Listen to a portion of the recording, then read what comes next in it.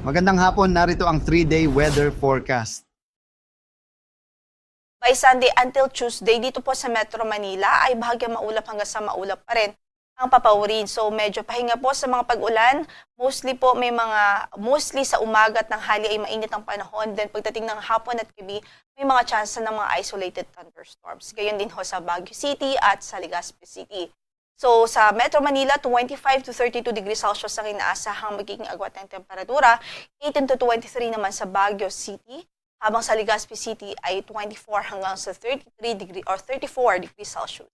Samantala sa Metro Cebu, by Sunday until Tuesday, mananatiling bahagyang maulap hanggang sa maulap ang papaurin. Mga localized thunderstorms lamang ang maaaring magdulot ng mga pagbuhos ng ulan. Mga panandalian po ito o short-lived na mga pag-ulan. Ngayon din sa Iloilo City at Tacloban City. Sa Metro Cebu, 25 hanggang sa 33 ang inaasahang magiging agwat ng temperatura. Sa Iloilo ay 24 hanggang sa 32 degrees Celsius. Habang sa Tacloban ay 26 hanggang sa 33 degrees Celsius.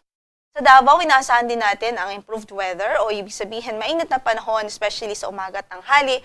Sa hapon at gabi ay nariyan pa rin ang chance at hindi natin inaalis ang chances ng mga thunderstorms. Sa Davao, 24 to 33 degrees Celsius.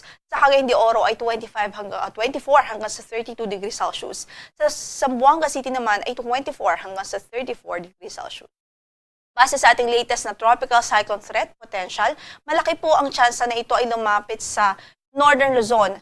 And dahil dyan, likely ho magtaas tayo ng tropical cyclone wind signal sa malaking bahagi ng Northern Luzon at posible rin sa ilang bahagi ng Central Luzon.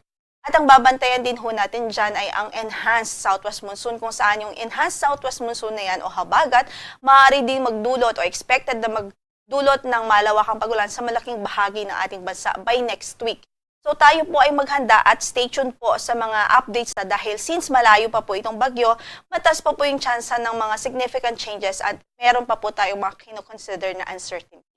Samantala sa ikalawang linggo naman, July 9 hanggang 15, nakikita nga po natin merong panibagong TC-like vortex na maaari mag-emerge o mabuo sa silangang bahagi naman ng ating area of responsibility at may low chance ito na mabuo bilang isang bagyo.